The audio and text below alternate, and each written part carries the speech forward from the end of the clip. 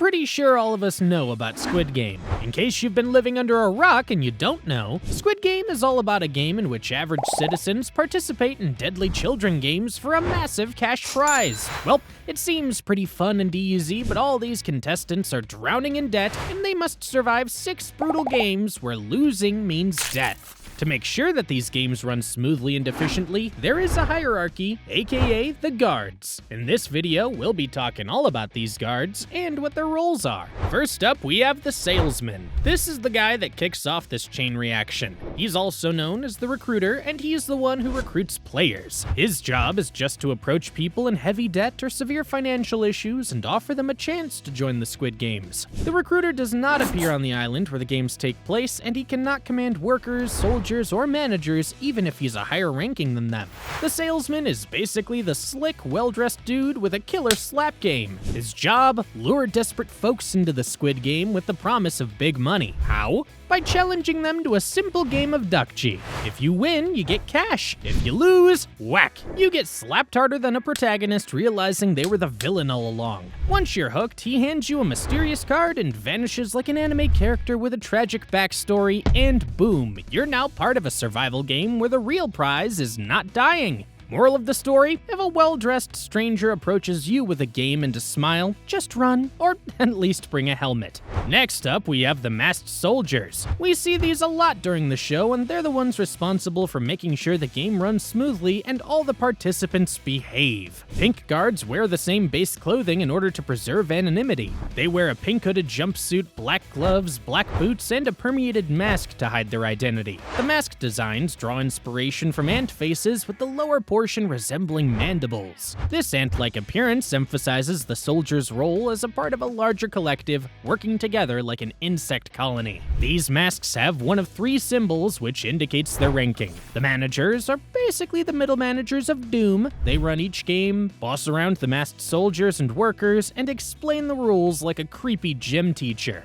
Their main job is to keep everyone in line, including their own men. While they usually let the soldiers handle the messy stuff, they always keep a revolver handy, just in case someone needs a permanent timeout. They outrank the circles and triangles, making them the assistant managers of this deadly corporate nightmare. Next up, we have the guys with triangles. Those are the soldiers, aka the red-suited bouncers from hell. Their job is simple. If a player loses or breaks the rules, they take care of it. Armed with rifles and revolvers, they're like the world's scariest hall monitors. Many of them used to be in law enforcement or military, and some were even North Korean defectors. They are ranked higher than masked workers, but below masked managers. Lastly, we have the masked men with circles on their masks, and they're known as just workers. The workers' duty is to handle the menial and laborious tasks related to each game, such as setting up props or transporting out dead bodies and incinerating them. All guards display the same cold behavior towards the contestants, just like my crush does with me.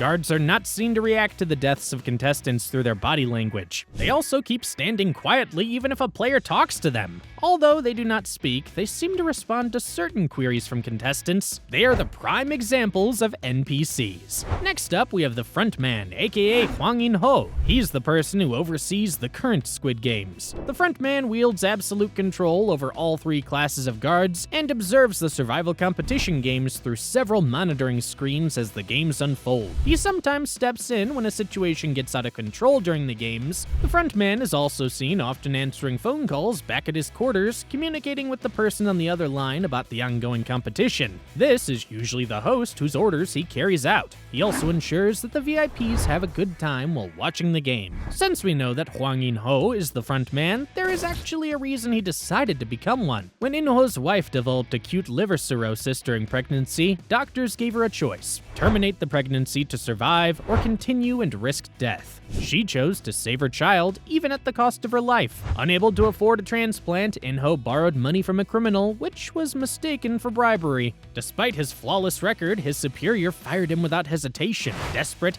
he joined the 28th Squid Game and was player 132 and won, but too late, as his wife had already passed away. Consumed by grief, he accepted Nam offer and became the frontman. Next up, we have the masked officer, who's basically the frontman's right-hand man. The masked officer in Squid Games is a high-ranking enforcer who plays a key role in maintaining order during the deadly competition. Unlike the lower-ranked masked men, he has more authority and operates independently. He is responsible for overseeing the games, ensuring the rules are strictly followed, and taking action when necessary. His black mask and intimidating presence set him apart from the standard workers, emphasizing his higher status. While he isn't the leader like the frontman, he holds enough power to make sure everything runs smoothly. He is heavily armed and doesn't hesitate to use force, adding to the fear and control within the operation. The officer is shown to be stern and strict and is very passionate about the work done by the guards being done to the best of their ability. With his stern personality and strictness, he does participate in the organ harvesting operation and cares greatly about the organization and process of it. It is unknown what his motive is for supporting the operation or if the frontman is fully aware of the operation. As seen in Season 1, the frontman does not care whether or not his personnel harvests organs, as he only cares about the equality of the game.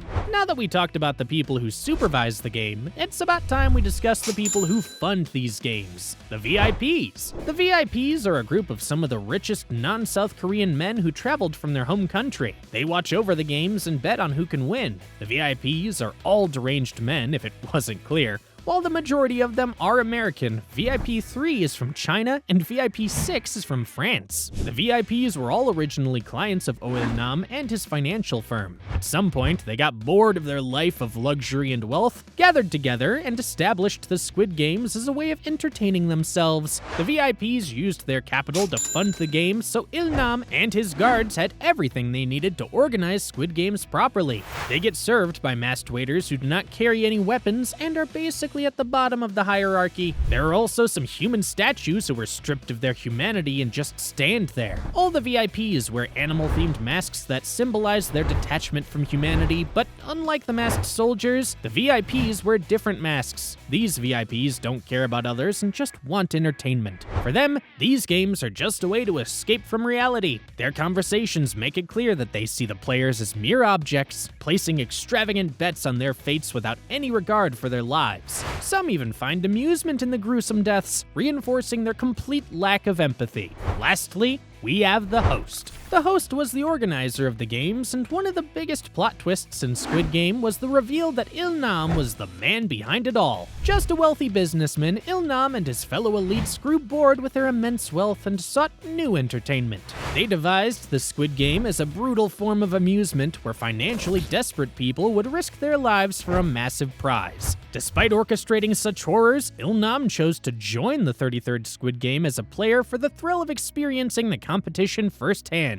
Because of his status, he was never truly in danger, with the guards ensuring his survival. As the person in charge of the game, he was the most powerful. Even while he was on the playground, he retained some control without interfering too much in the game. For example, when he got the killing to stop and stick to the team with his plea, and the frontman immediately sent the soldiers in. His bond with Ji-hoon seems genuine at times, especially during the heartbreaking marbles game, but it was all part of his twisted amusement.